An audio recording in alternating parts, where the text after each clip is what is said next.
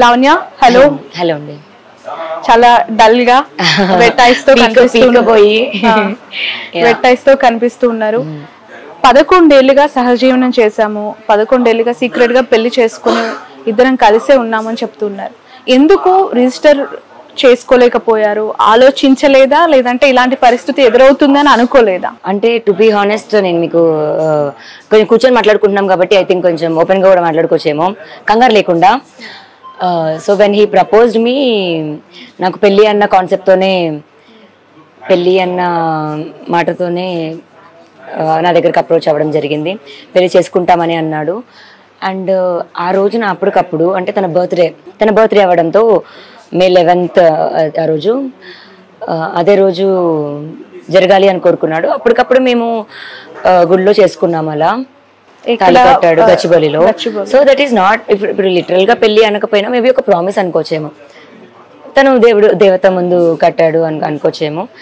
చేసుకుందాం ఈవెన్చువల్లీ, మంచిగా కొంచెం డబ్బులు సంపాదించుకొని కొంచెం కెరియర్ లో కూడా సెట్ అయ్యాక అనుకుని. ఎందుకంటే అప్పుడే ఫస్ట్ సినిమా, కొత్తగా అందరూ పీపుల్ కూడా యాక్సెప్ట్ చేశారు, ప్రేమిస్తున్నారు అబ్బాయిని.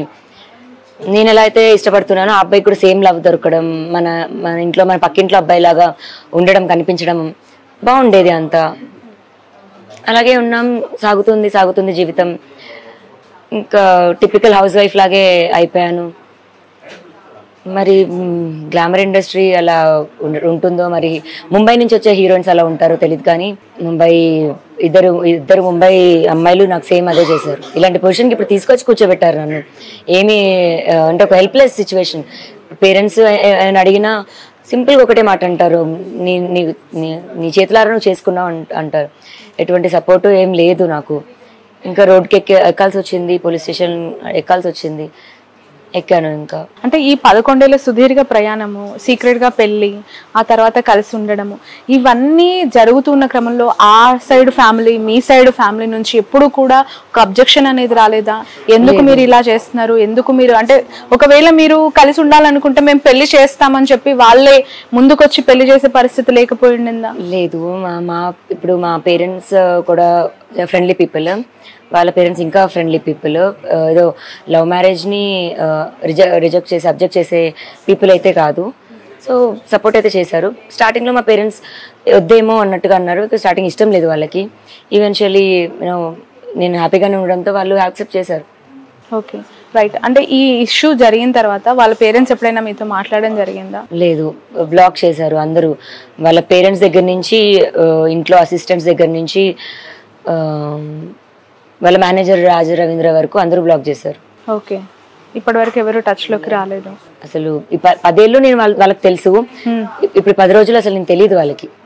వాళ్ళు జస్ట్ బ్లాక్ చేయడం వల్ల నేను ఎటెల్లాలో తెలియక నేను పోలీసులకు వచ్చాను. ఏదో గొడవ అయ్యి మాకు ఇది అవ్వాల, నీట్గా ప్లాన్ చేసుకున్నారు, నీట్గా ఇచ్చేసారు. ఇంకా సెటిల్ చేసేద్దాంలే తనకి ఇప్పుడు, ఎందుకంటే ఏమీ హెల్ప్ లేకుండా ఉన్నాను కదా, సెటిల్ చేసేద్దాము, తనకి మనీ ఏదైనా ఇచ్చేస్తే సెటిల్ అయిపోతుంది అనుకున్నారు. అలా ట్రై చేశాడు రాజు. వద్దు అన్నాను, గొడవ పెట్టుకున్నాడు, బ్లాక్ చేశాడు. ఎప్పటి నుంచి మల్హోత్రా ఇన్వాల్వ్ అయ్యింది? లాస్ట్ ఇయర్ జూన్ నుంచి అనుకుంటా అండి. నాకు తెలియడం అయితే సెప్టెంబర్ అప్పటికి తెలిసింది.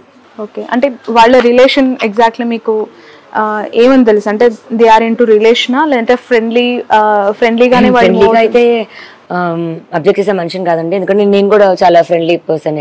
ఎవరితో అయినా, నేను అది అమ్మాయి అవనివ్వండి, అబ్బాయి అవనివ్వండి, నేను చాలా ఫ్రీగా ఉంటాను. ఒక ఫ్రెండ్షిప్ని నేను తప్పుడుగా చూపించైతే మాట్లాడను. ఇప్పుడు ఇంకేదన్నా ఉన్నా సరే మేబీ నాలో నేర్చుకొని ఉండేదాన్నేమో.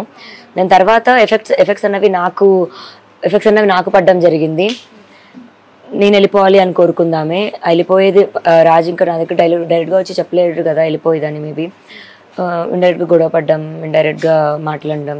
ఒకవేళ మాట్లాడితే వెళ్ళిపోద్దేమో, కొన్ని తిడితే వెళ్ళిపోద్దేమో, కొన్ని గొడవ పడితే వెళ్ళిపోద్దేమో. దీనమ్మ ఇదేంట్రా, ఏం చేసినా పోవట్లేదు, ఆ స్టేజ్ వరకు వచ్చింది. మీరు ఫస్ట్ నార్సింగి పిఎస్లో కంప్లైంట్ చేశారు కదా, అందులో మీరు పెళ్లి గురించి మెన్షన్ చేశారా? చేయలేదు.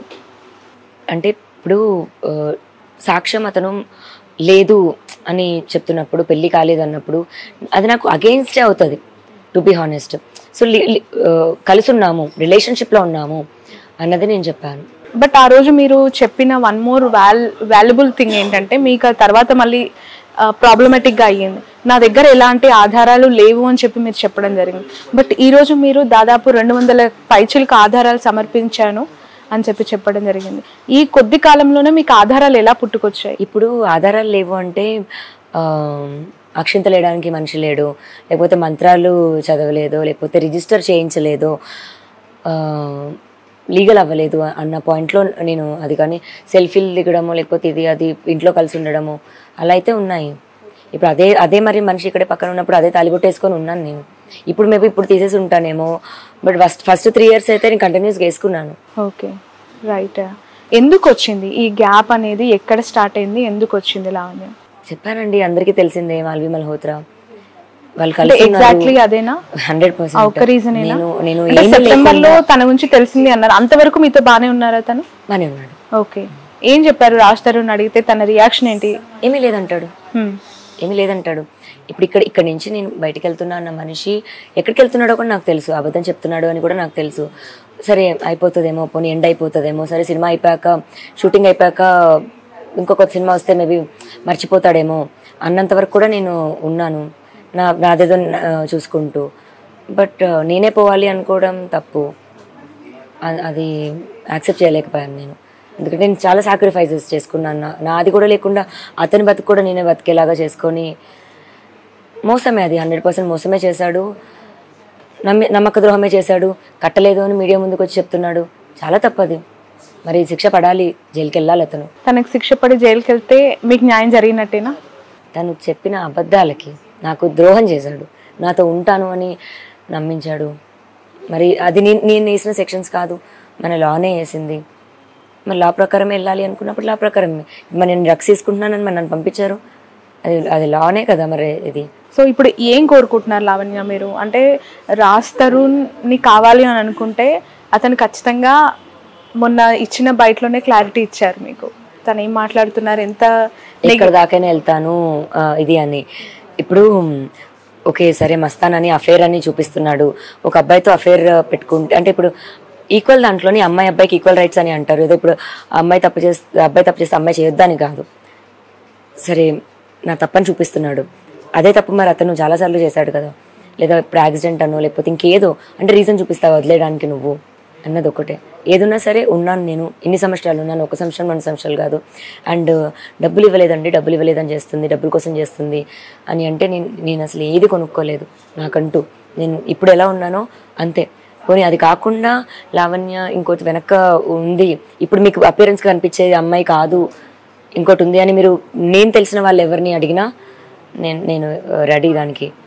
So but I can't job చేయకుండా పక్కా హోమ్ మేకర్ గానే ఉండిపోయాను అంటున్నారు. అసలు జాబ్ ఎందుకు మానేయాల్సి వచ్చి? ఏం జాబ్ చేసేవాళ్ళు మీరు? అంటే జాబ్ మానేయాలని కాదు, నేను ఏరోస్టెస్ ట్రైనింగ్ చేశాను అండ్ సింగపూర్ వెళ్ళి MBA చదువుకొని వచ్చాను. సో ఇప్పుడు నేను ఏమైనా చేయాలంటే నేను హాస్పిటాలిటీ ఇది ఉండాలి. అండ్ నాకు కూడా యాక్టింగ్ ఇది ఇష్టం. షార్ట్ ఫిల్మ్స్ చేశాను, అంటే అంత పెద్దగా అవ్వకపోవచ్చు బట్ చిన్నవే, అంటే చిన్నవే చేశాను. ఏదో మైలా అని షార్ట్ ఫిల్మ్ ఉంటుంది యూట్యూబ్లో. నా వరకు మంచిగా రీచ్ అయింది, పీపుల్ మంచిగా యాక్సెప్ట్ చేశారు నన్ను. అలాగే కంటిన్యూ చేసుకుని బాగుండేదేమో. నేను ఇతను ఎక్కువ నమ్మేశాను. And he asked me to not to do it. అంటే నాకు జెలస్ ఫీలింగ్ వస్తుంది అనేవాడు, లేకపోతే ఇంకేదో నాకు నచ్చదు అనేవాడు. నేను సరే ఎందుకు గొడవ పడ్డాము ఫైన్ అని చెప్పి వదిలేశాను నిజంగా. బట్ అతను ఆ రోజు చెప్పుంటే 10 సంవత్సరాల తర్వాత నేను వదిలేస్తాను అని చెప్పుంటే డెఫినెట్గా కంటిన్యూ చేసుకునేదాన్ని. నాది నాకంటూ ఒక వే ఉండేది. ఇప్పుడు ఏది కాకుండా అయ్యాను. But I will get him back.